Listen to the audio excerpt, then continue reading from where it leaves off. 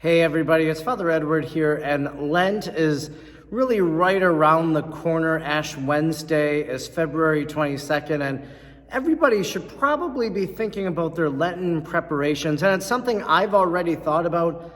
I asked that question, what am I doing for Lent? And one of the things I always do during the season of Lent is I incorporate some spiritual reading into my life. Now, right now, my life is pretty crazy, and I'm reading a lot of different things concurrently. I'm reading for some presentations I'm giving in the first week of March, a series of talks for retreat. So I read some of that before I go to bed. I'm reading for my license exam for the license of sacred theology. So I'm reading a whole gamut of theologians to prepare for that. But I also plan to incorporate Lenten reading into my life. And, one of the big changes I've made in the last few weeks is starting to read before bed, not looking at my phone, not scrolling through social media, but opening up a book and reading. And it's been really delightful. And I plan to keep doing that during the season of Lent, to maybe cut back on media and television and to engage a bit more in spiritual reading and, of course, preparation for the things going on in my life. So what am I going to be reading during the season of Lent? I was super excited when I got an email from Word on Fire, when I saw advertisements online on Facebook, through social media ads, for a book that they put out for the season of Lent. It's called The Power of the Cross, and it's Good Friday sermons from the papal preacher.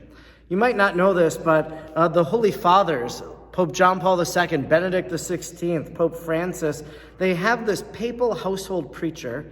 His name's Father Raniero Cantalamessa. He's a Franciscan, and so he preaches every year to the Holy Father, really to provide spiritual nourishment. And so what Word on Fire has done is they've collected those sermons in this volume. So I think this is a valuable contribution, and I'm really looking forward to reflecting on Good Friday. I am sure if you celebrate Good Friday at one of my parishes or virtually, you will hear something from Raniero Cantalamessa. That something that I read in these pages is going to profoundly touch me, and I'm going to want to share that with you during our Lenten season. So that's like my spiritual devotional read. So I believe there's 25 homilies, more or less.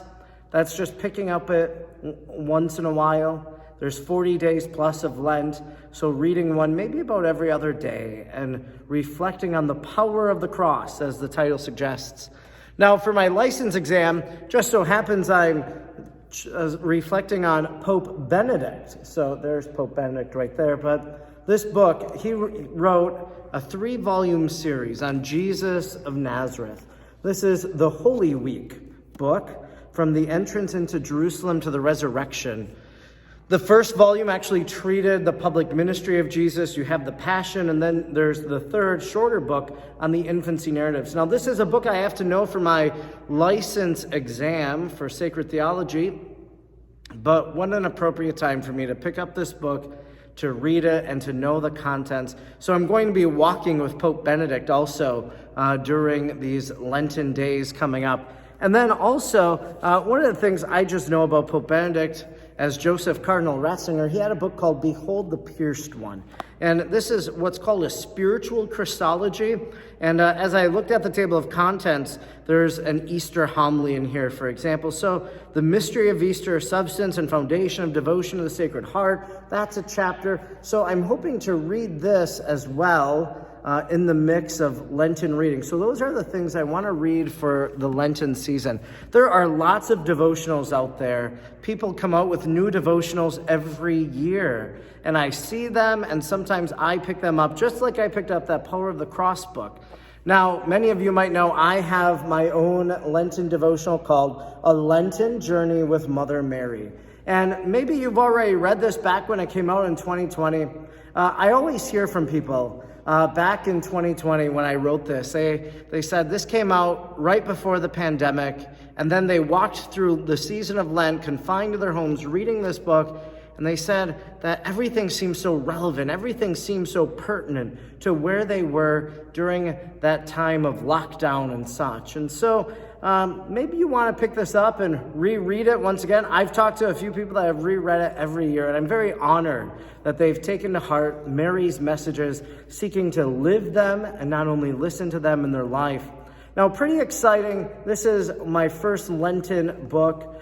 What I think is going to happen this Lenten season, my intention, and so we can always have good intentions. Sometimes they go by the wayside, but I have an idea for a Lenten devotional, and I'm hoping that I will get up every day, maybe about an hour earlier than I normally do, and that I'm going to write that devotional day by day. So really writing it concurrently during the Lenten season. I have no obligation to a publisher. I just want to write it right now. And maybe after the first week, begin sharing those reflections with publishers, seeing if they would be open to publishing it for Lent of 2024. Seems so far away when Lent 2023 is just about to begin, but that's something I'm going to be doing hopefully too, is maybe looking at a new Lenten devotional to share with all of you next year. It's something that's been on my mind for the past few years. I even shared it. I pitched it to a friend of mine. I said, I think you should write this book. Not me, you should write this book. Well, that friend didn't write that book, so now I think it's time for me to do it. So anyways, I am praying for you during these upcoming days before Lent, and I hope that you have an amazing, grace-filled Lent, in which really we reflect on the power of the cross. You see Jesus right there on the cross in the background. That's what I'm going to be reflecting on, and also on Easter Sunday with Pope Benedict. And if you tune in to anything that I do, you'll be sure to hear some of those reflections on what I'm taking in. Because I think that as I read these things, they're meant to be shared with others who might not pick up those works and might not read them themselves. So anyways, also just want to share, if you made it all the way to the end here, I do intend to do a little Bible study on Facebook and on YouTube. We're going to go through the book of Esther. There's 10 chapters, 2 chapters a week. I'm going to just provide a running commentary on the book of Esther this Lenten season. So I hope you'll tune in on Facebook or on YouTube and read that book with me.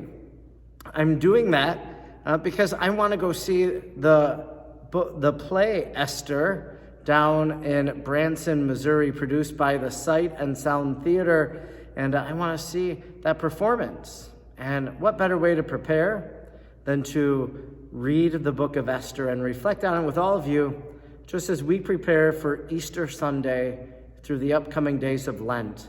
May your days of Lent be filled with journeying with Mother Mary and reflecting on the power of the cross. God bless.